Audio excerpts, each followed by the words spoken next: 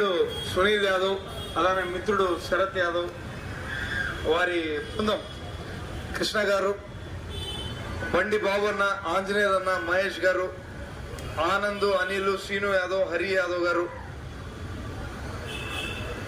ఈ division coordinator senior నాయకులు మునిశేఖర్ రెడ్డి గారు, మా వై సురేష్ అన్న, అందరి సహకారంతో ఒక చక్కటి ఆత్మీయ సమావేశాన్ని Balaji taxi drivers and owners association వారితో ఏర్పాటు చేయించినందుకు వీరందరికీ కృతజ్ఞతలు. వచ్చినటువంటి మీ అందరికీ నమస్కారాలు. నేను మాట్లాడాల్సిన దానికన్నా కూడా నాకంటే ముందు మాట్లాడినటువంటి వక్తలు చెప్పాల్సిన విషయాలన్నీ కూడా చాలా స్పష్టంగా చెప్పారు. నేను కేవలం 2 నిమిషాల్లోనే దీన్ని ముగిస్తాను, మీకు సుత్తి కొట్టించాలని కూడా నేను అనుకోవడం లేదు. వైఎస్ఆర్ కాంగ్రెస్ పార్టీ అధికారంలోకి వచ్చిన తర్వాత ట్యాక్సీ డ్రైవర్లకు సంబంధించిన ఏ సమస్య తిరుమలలో వచ్చినా మొదట తను మా దగ్గరకు వచ్చి మీ సమస్యలను పరిష్కరించడంలో విశేషమైన కృషి చేశాడన్న మాట వాస్తవం.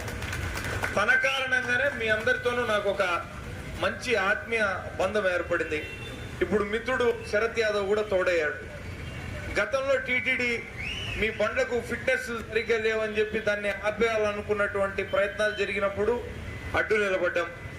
త్వరలో ఈవీ వెహికల్స్ ని కొండపైకి అలో చేసే పరిస్థితుల్లో మీకు చిన్న ఇబ్బంది కూడా రాకుండా ముందర వాళ్లకు అడ్డుగా నిలబడేటటువంటి పూర్తి హామీ నాదేనన్న విషయాన్ని తెలియజేస్తున్నా.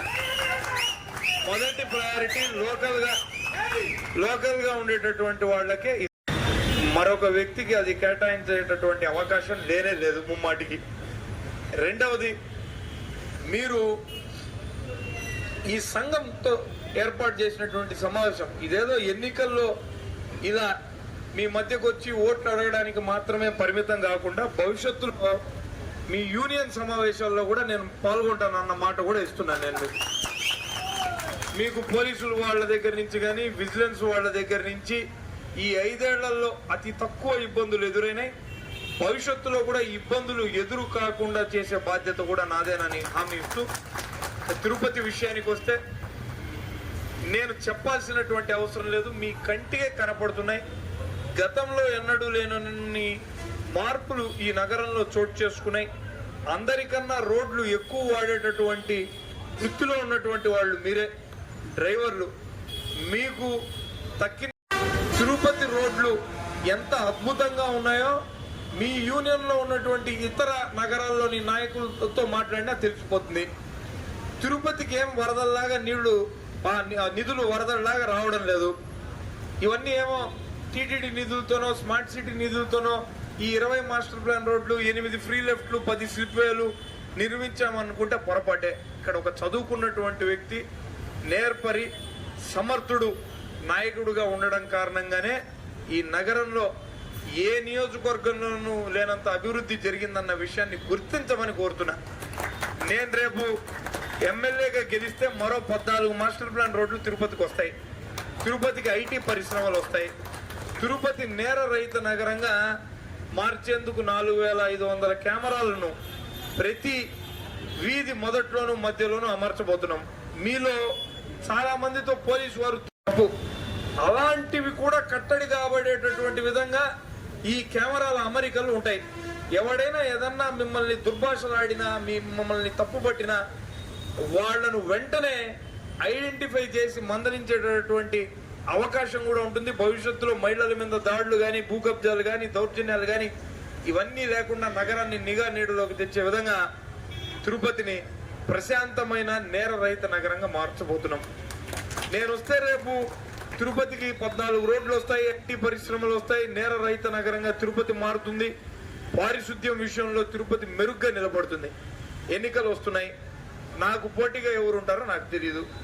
నేను 35 ఏళ్ల వయసులోనే తిరుపతిలో తలబండిన రాజకీయ నాయకులు కూడా చేయలేనని చేశా. తిరుపతిలో నాకున్నంత అవగాహన కొత్తగా నిలబడినటువంటి వ్యక్తులకు వస్తుందని నేను అనుకోను. పవన్ కళ్యాణ్ గారు ఏదో పోటీ చేస్తుందన్న IVRS అవన్నీ వచ్చినాయి. పవన్ కళ్యాణ్ గారి సినిమాలు నేను చూస్తుంటా బాగానే ఉంటాయి.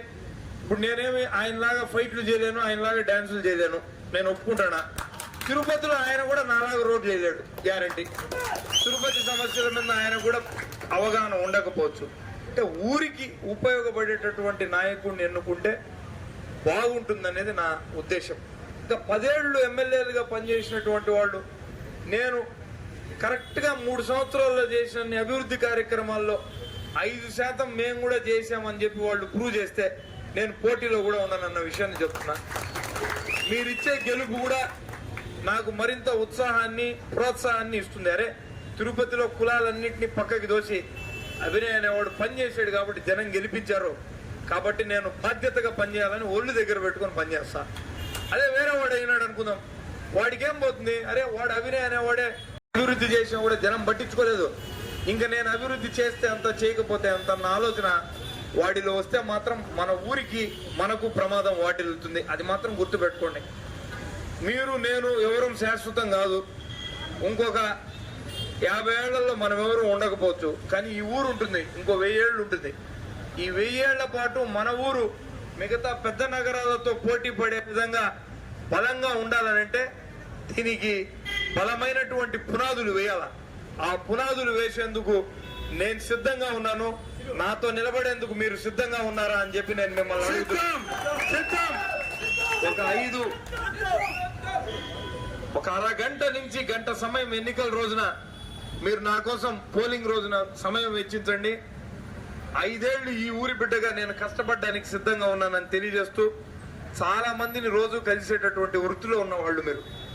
నేను తిరుపతిలో ఉన్నటువంటి 3 లక్షల మంది ఓటర్లని కలుపుకోలేను, కష్టం. అంతమందితోనూ నేను మాట్లాడలేను. నేను మీతో అంత ఎంతో ఇక్కడ మా వాళ్ళు ఏర్పాటు చేశారు కాబట్టి నా మనసులో మాటలు చెప్పిన. నిజంగా నేను తిరుపతిని మార్చాను అని మీరు భావిస్తే, నేను చేయబోయేటటువంటి పనులు కూడా ఆచరణ సాధ్యంగానే ఉన్నాయని మీకు అనిపిస్తే, నా గురించి ఈ 30 రోజుల పాటు ఒక చర్చ చేయండి. మీరు ప్యాసింజర్ ఎక్కించుకున్నప్పుడు, మీ ఫ్రెండ్స్ని కలిసినప్పుడు, మీ శ్రేయోభిలాషులను కలిసినప్పుడు, చంద్రాన్న చెప్పినట్టుగా నోటి మాటగా మీరు చేసేటటువంటి సాయం నా చేతికి వజ్రాయుధాన్ని ఇచ్చినట్టు అవుతుంది. తటస్థ ఓటర్లు అందరూ కూడా నా వైపుకి వస్తారు. మీరు వాకింగ్ చేసేటప్పుడు, టీ తాగేటప్పుడు, ఫ్యామిలీ ఫంక్షన్స్లో దయచేసి నాకు నా గురించి ప్రచారం చేయవలసిందిగా మిమ్మల్ని కోరుతూ, మీ అందరి మద్దతును నాకు ఇవ్వవలసిందిగా మరోసారి నేను అర్థిస్తూ సెలవు తీసుకుంటున్నాను. జై అభినయ్! జై అభినయ్! జై అభినయ్!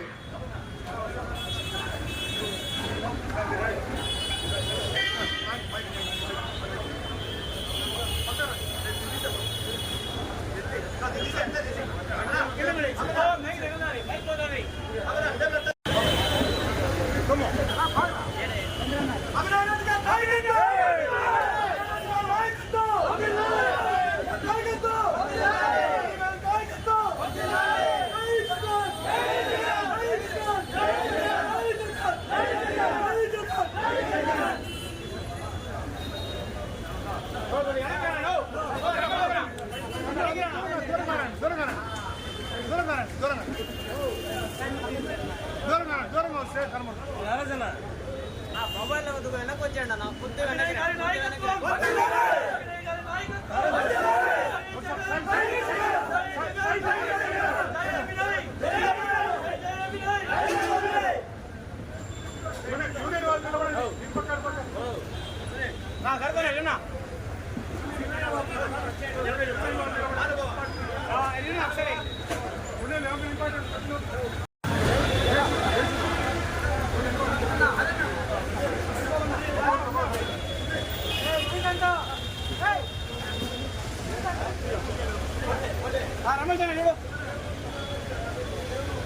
ಏನು ಬಕಾರಂಡಿ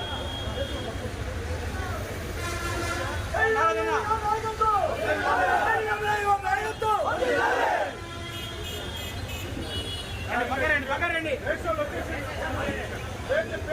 వెనక్కి రా క్రాస్ ఇది అందరూ ఉందా ఓ బాగా ఎడుగు సైడ్ రా సైడ్ రా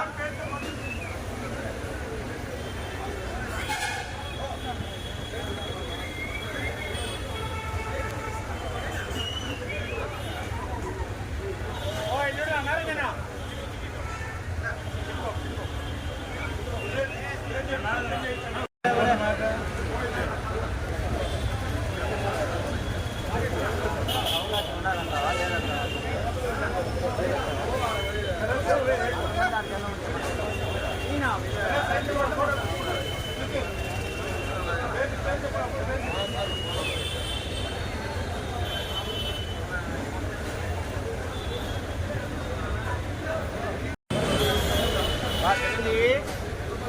చిరంజీవి చూడు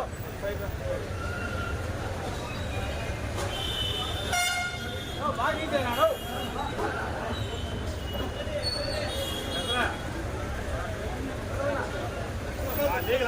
చంద్రన్న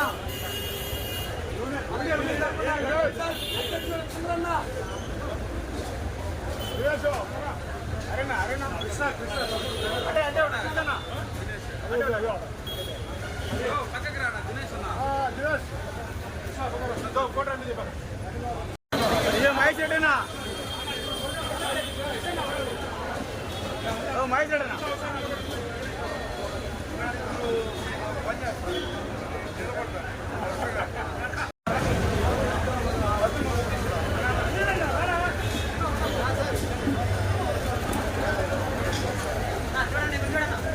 చూడండి చూడండి